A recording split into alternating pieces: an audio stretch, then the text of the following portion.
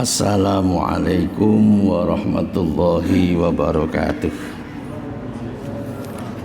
Alhamdulillahi rabbil alamin, wal aqibatu lil muttaqin, wala udwana illa 'alal zalimin. Asyhadu an la ilaha illallah al malikul haqqul mubin, wa asyhadu anna Muhammadan abduhu wa rasuluhu shadiqul wa'dil amin. Allahumma salli ala hadzal nabiyil karim sayyidina wa habibina wa maulana Muhammadin wa ala alihi wa sahbihi ajmain, amma ba'du.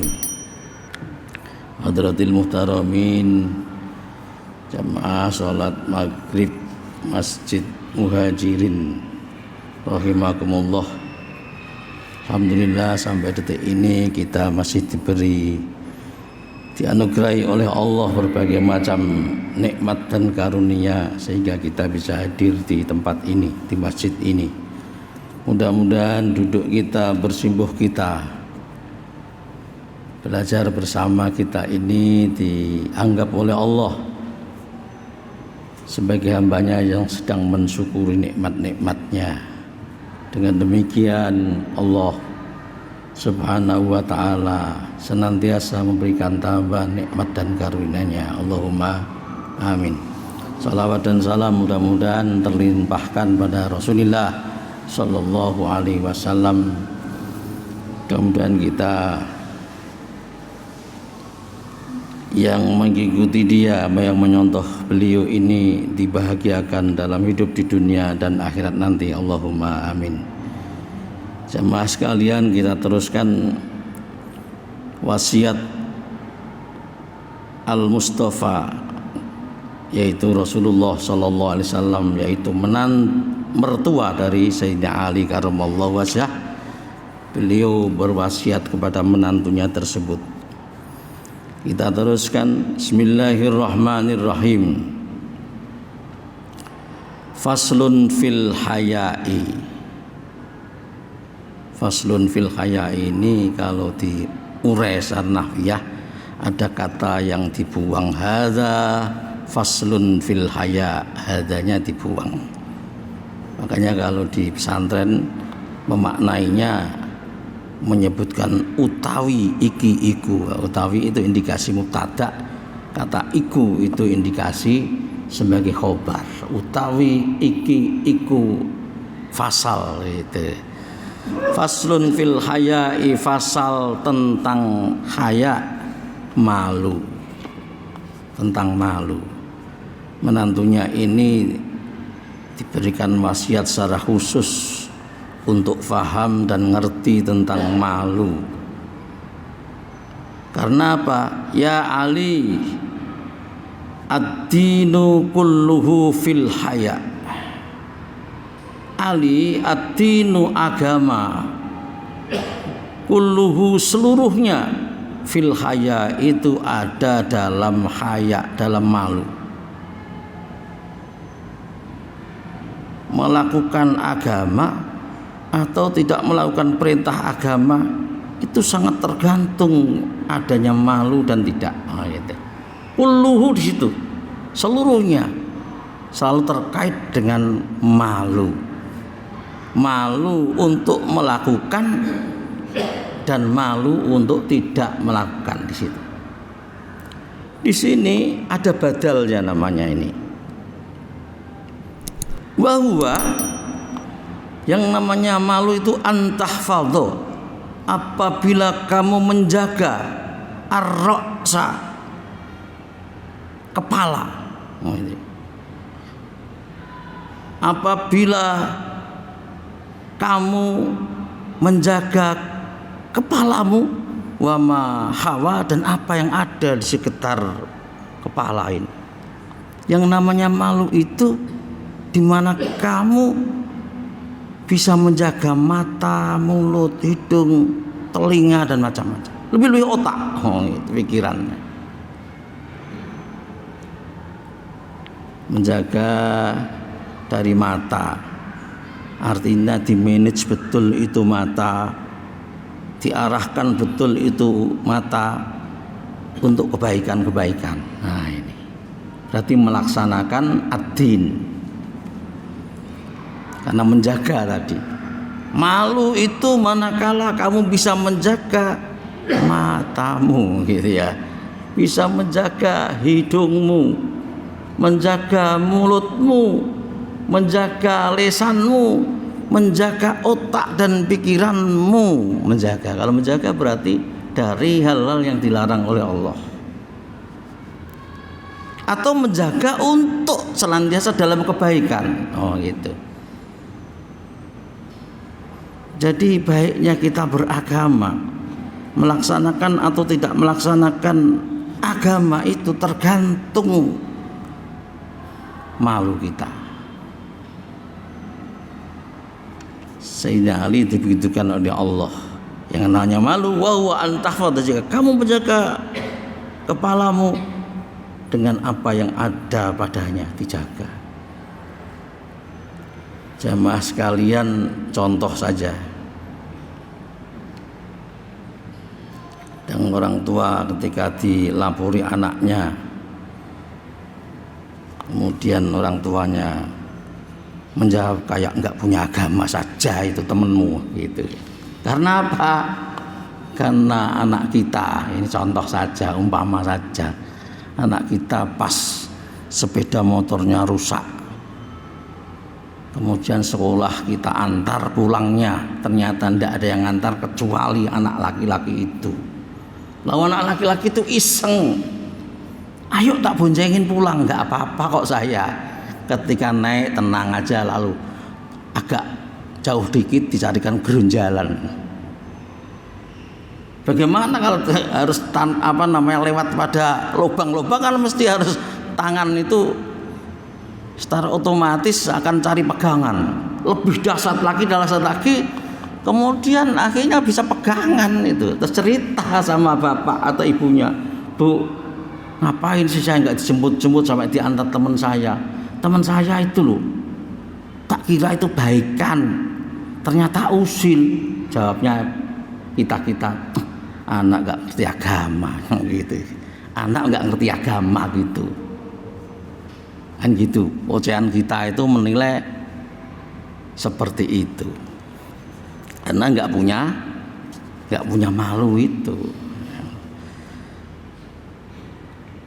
Wa ma hawa, jadi apa yang ada sekitar mata ini dijaga. Wal batna, ini waktu wawanya wawu ataf seperti biasa itu berarti wa antahfadhu al batna wa ma wa'a, dan juga menjaga perut dan apa-apa yang di sekitar perut. Sekitar perut itu yang paling bahaya ya, kalau laki-laki yang gandul-gandul ini. Agama itu ada pada malu. Malu di mana? Malu menjaga mata, menjaga kepala dengan apa yang ada di situ, dan juga menjaga perut dengan apa yang ada di situ.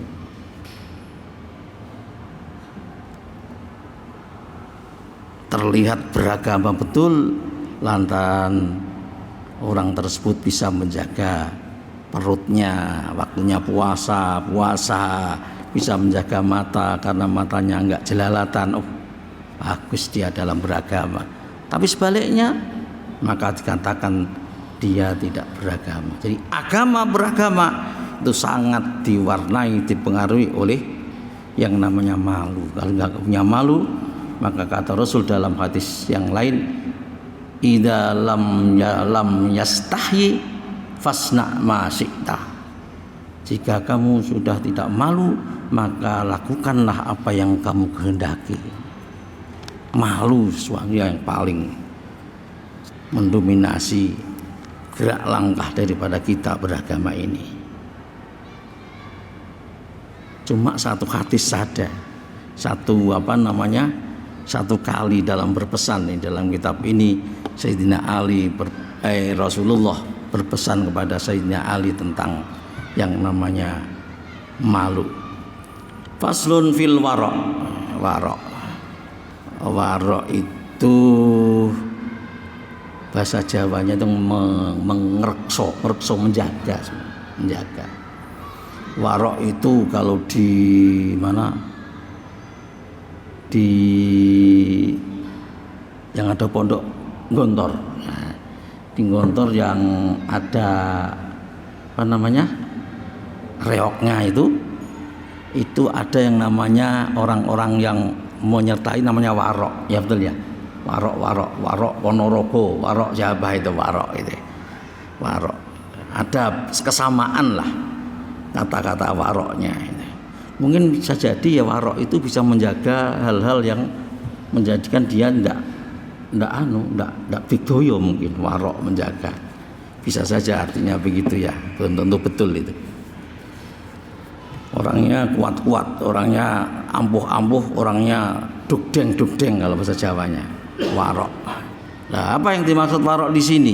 Ya Ali, la dina liman la khasyatalah. Ini dia dalam hadis yang panjang dan dalam pembahasan warok nanti ada di belakangnya sedikit. Ya Ali, wahai Ali, la dina tidak dianggap beragama. Itu bahasa Indonesianya begitu. Kalau dalam kajian nahwiyah, dia sama sekali tidak dianggap beragama karena lanya linafil jinsi, lanya linafil jinsi. Ladina tidak sempurna agama seorang, tidak akan dianggap baik agama seorang liman bagi orang la khasyatalah yang tidak punya rasa takut.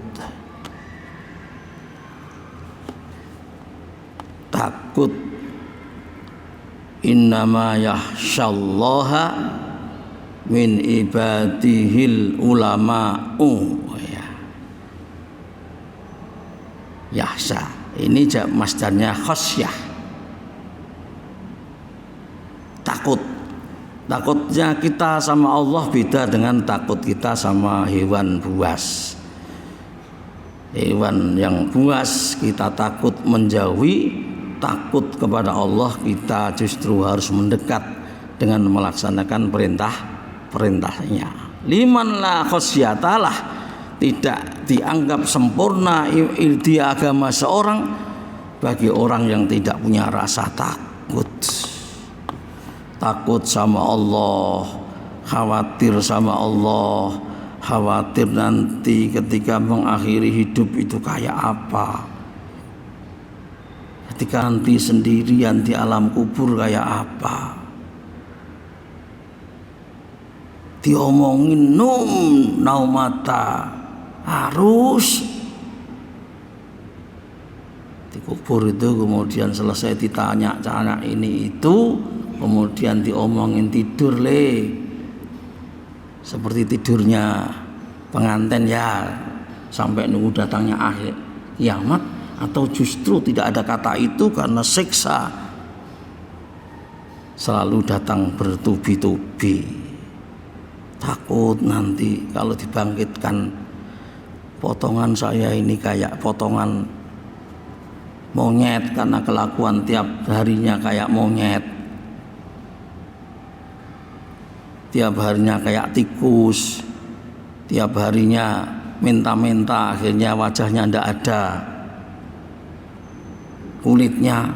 Atau dibangkitkan itu bercahaya menyinari apa yang ada di depannya karena bekas-bekas asar-asar dari wudhu kita.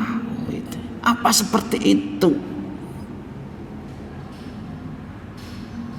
Takut, siapa tahu nanti saya di sana sudah tidak ada pilihan lagi, lalu jatuh pada putusan di neraka, sudah tidak bisa balik lagi. Nggak ada kesempatan memperbaiki diri. Takut itu. La khasyatalah, tidak punya rasa takut. Bagaimana nanti kalau pertemuan sama Allah? Kita itu loh baru akan ketemu sama orang yang punya banyak hal pada kita. Mungkin punya utang, mungkin punya janji, mungkin punya kesalahanmu ketemu itu takutnya tidak ketulungan. Apalagi Allah yang kita sudah pernah berjanji di alam arwah sana. Ketika ditanya alastu birabbikum, dalam alam arwah dulu kita ditanya itu, alastu birabbikum, tidakkah saya ini Tuhan kamu sekalian? Dulu kita pernah jawab qalu bala syahidna gitu. Ya, di dunia ini kita gesekan dengan macam-macam yang akhirnya kadang-kadang terlupakan dengan itu. La dina liman la khasyatalah, tidak dianggap sempurna iman seseorang, agama seseorang karena dia tidak punya rasa takut, wala akla, dan tidak dianggap punya akal, liman la ismata, bagi orang yang tidak punya penjagaan diri, wala imana, dan tidak ada iman sama sekali, tidak sempurna iman seorang, liman la wara'alahu, bagi orang yang tidak punya penjagaan diri, warok.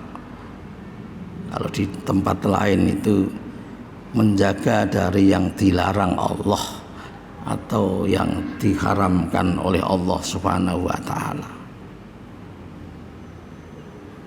Wala ibadata liman la ilmalah, dan tidaklah ibadah seorang itu dianggap sempurna. Dianggap sempurna. Bahkan bisa dikatakan tidak dianggap sah, liman la ilmalah, bagi orang yang tidak berilmu di dalam beribadah tadi. Memang semua membutuhkan ilmu. Kalau tanpa ilmu itu sangat mungkin untuk tidak diterima apa yang diamalkan. Ada itu makalah itu, wa kullu man bi ghairi ilmin ya'malu a'maluhu mardudatun la tuqbalu. Wa kullu man, setiap orang, bi ghairi ilmin, yang tanpa ilmu, ya'malu, beramal siapa orang tadi. A'maluhu, a'maluhu ini jamak dari amal tadi. A'maluhu, amal-amalnya orang tadi, mardudatun, itu ditolak, la tuqbalu, ya berarti tidak diterima. Harus punya ilmu. Untuk apa-apa itu harus pakai ilmu. Semua. Ada sebuah anekdot dalam sebuah majalah, ada mungkin 40 tahun yang lalu. Itu anekdotnya itu, ada orang tua yang sudah terkucil, yang akhirnya dia harus menyintai monyet. Monyet itu disayangi sebagaimana anak, sebagaimana layaknya anak, sampai besar. Dan akhirnya suatu ketika si bapak yang tua ini mengajak jalan-jalan. Digendonglah dia dalam perjalanan itu. Berhenti untuk istirahat, diteruskan dan teruskan. Pada saat sudah setengah hari dan hampir capek betul, dan memang capek betul, kemudian berteduhlah di bawah pohon besar. Apa yang terjadi? Ini anekdot ya, enggak sebenarnya, tapi bisa untuk pelajaran. Masa cerita monyet, mestinya ya orang sekalian. Pada saat itu kemudian si bapak, karena gendong dari rumah sampai perjalanan yang begitu jauh, ngomonglah si bapak tua itu, aku istirahat dulu ya, nanti kita jalan lagi. Monyetnya jawab, jangan diprotes ya, ini bahasa anekdot. Ada di majalahnya, entah di mana sekarang majalahnya. Iya pak, Saya tunggu dengan senang hati, ditunggu lah. Bapaknya tidur, ditunggu. Ditunggu. Karena bapak yang tua, maka secara otomatis gigi itu rata-rata sudah habis. Wa man nu'ammirhu nunakkishu fil khalaq. Jadi kalau umurnya dipanjangkan, dikembalikanlah pada masa gitu. Yang tua malah nggak punya gigi lagi, karena nggak punya gigi, tidur ngorok dan seterusnya. Maka ketika tidur keluarlah iler gitu ya. Akhirnya lalat itu datang. Ketika melihat itu, si monyet itu kok merasa, ini saatnya aku balas budi. Saatnya membalas budi. Membalas budi itu harus ada ilmunya. Sebagaimana membangun jalan raya ada ilmunya, bangun masjid ada ilmunya, balas budi juga ada ilmunya. Jangan harus mengaku-ngaku balas budi kalau tidak tahu cara dan bagaimana balas budi itu. Apa yang terjadi? Niatnya baik balas budi, tapi caranya harus tahu. Maka dalam Islam itu lil wasail hukmul maqasid.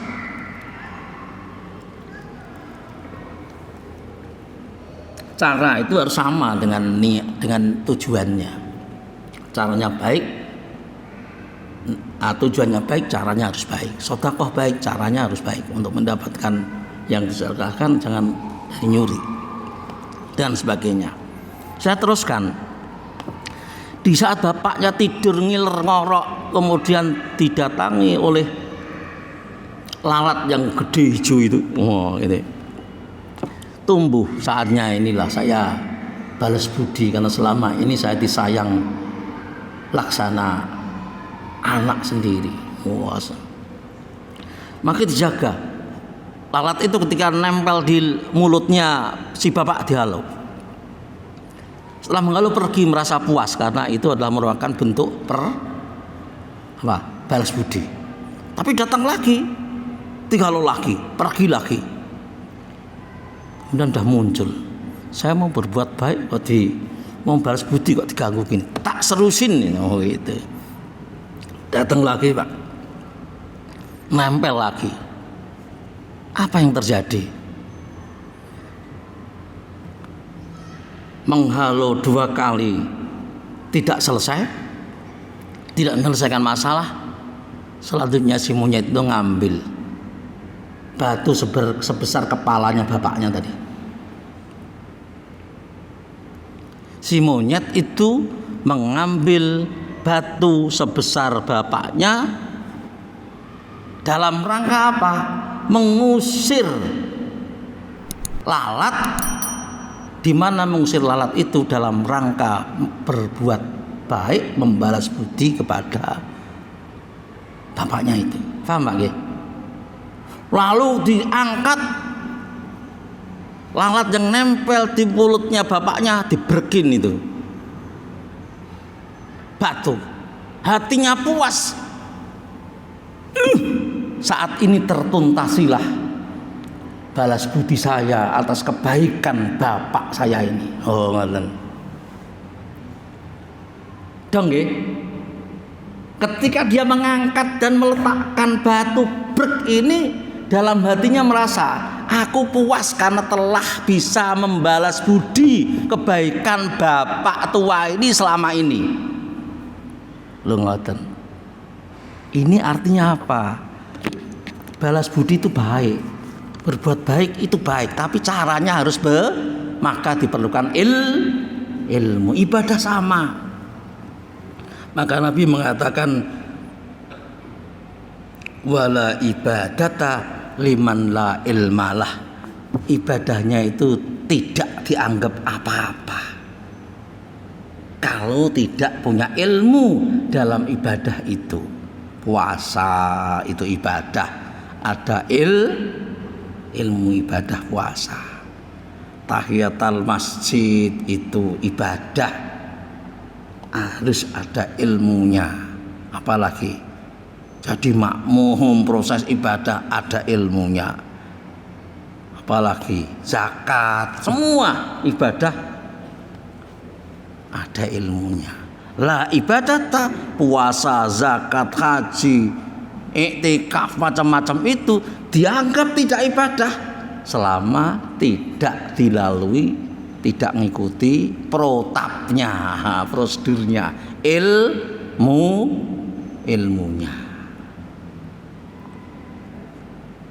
La ibadata la ilmalah, ibadahnya enggak dianggap manakala tidak ada ilmu bagi seorang yang beribadah itu.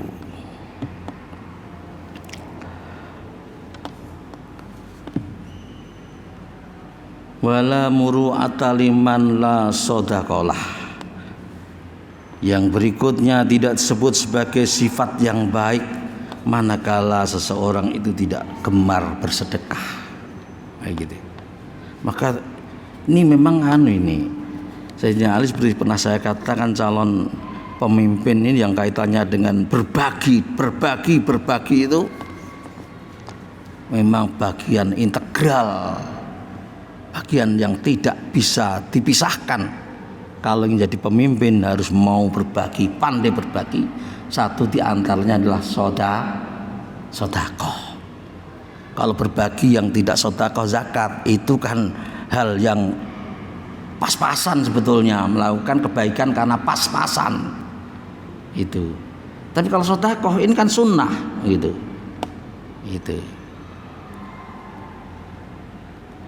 Nggak diberikan motivasi seperti itu. Sodakoh. Tidak ada orang dikatakan mempunyai sifat baik kok nggak mempunyai sifat dermawan, tidak ada itu. Wala amana liman la sirrolah. Ini abot ini. Wala amana, dan tidaklah dianggap dia itu orang amanah, orang yang bisa pegang amanah, liman la sirrolahu, bagi orang yang tidak bisa menjaga rahasia orang lain.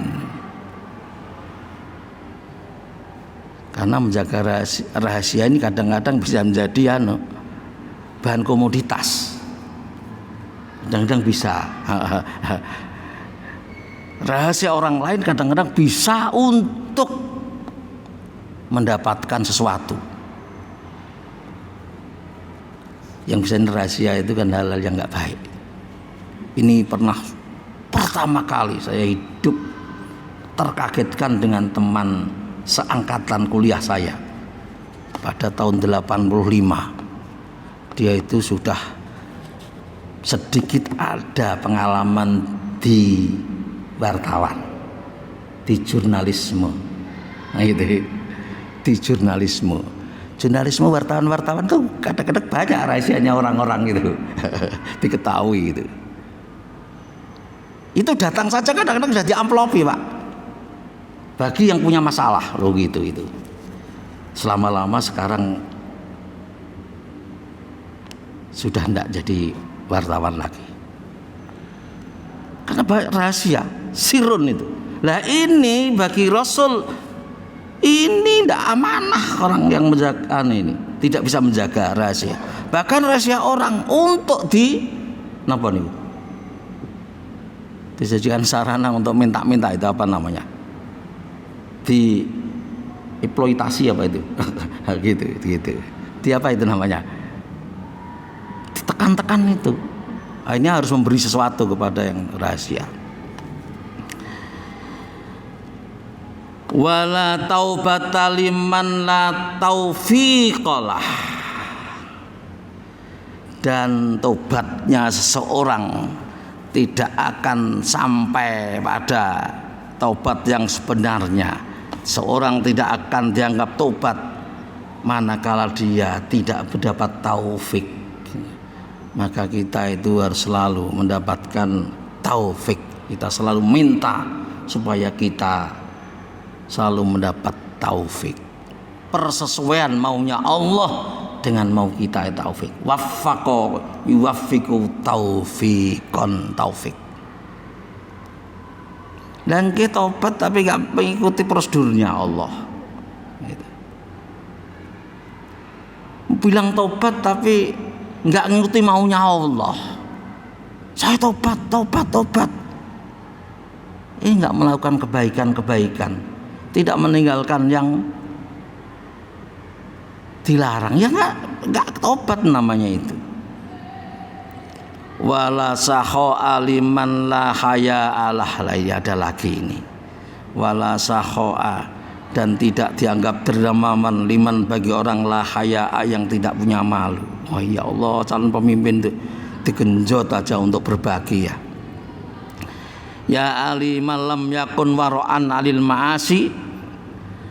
Hei Ali, barang siapa yang tidak warok dari maksiat Allah, fabadnul ardi khairun lahu min dhuhriha, maka dia lebih baik mati daripada hidup. Nah, fi batnil ardi itu artinya dalam perutnya tanah, berarti mati. Khairan lebih baik min zuhriha daripada di atas bumi. Kita ini masih di atasnya bumi, yang dinanti-nanti oleh bumi kapan kita mati, nanti saatnya itu kita dihormati atau digencet-gencet sama bumi. Itu li'annahu la imana fi qalbihi, karena orang yang tidak warok, tidak menjaga diri dari maksiat-maksiat itu berarti tidak ada iman di dalam hatinya.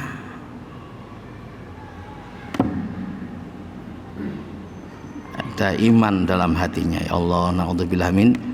Mudah-mudahan kita lebih baik saya sering mengatakan begini, peluang yang indah ini diiringi dengan kenyataan yang sangat menantang. Saya sering mengatakan kepada teman-teman, Indonesia itu kata Syekh Mesir dulu pernah ke Indonesia mengatakan hadza qita'un minal jannah, ini negeri ini sepotong surga gitu. Saya mengatakan bahwa Indonesia itu surga yang ada di dunia, tapi surga di dunianya Indonesia itu sesungguhnya adanya di Bali gitu. Surganya di Bali. Jadi ketika baru turun dari bandara lalu jalan-jalan di puncak itu mengatakan hadza qitatun minal jannah. Oh, ini potongan surga ini. Oh, belum tahu di Bali. Bali lebih hebat lagi. Tapi juga tantangannya luar biasa. Mudah-mudahan yang kita sampaikan ini ada manfaatnya, menjadi bagian dari hidup kita. Kita bisa menjaga mata, hidung, macam-macam yang ada di kepala ini, dan juga yang ada di wilayah perut ini, dan kemudian kita bisa khasyah kepada Allah, bisa ismah, bisa warok, bisa senantiasa bersedekah, dan bisa bagian dari orang yang sahok. Mudah-mudahan Allah memudahkan itu sehingga kita bisa mendapatkan janjinya Rasulullah, hidup dalam kemuliaan, mati syahid, dibangkitkan layaknya orang alim dan faqih. Wal afu minkum, wassalamualaikum warahmatullahi wabarakatuh.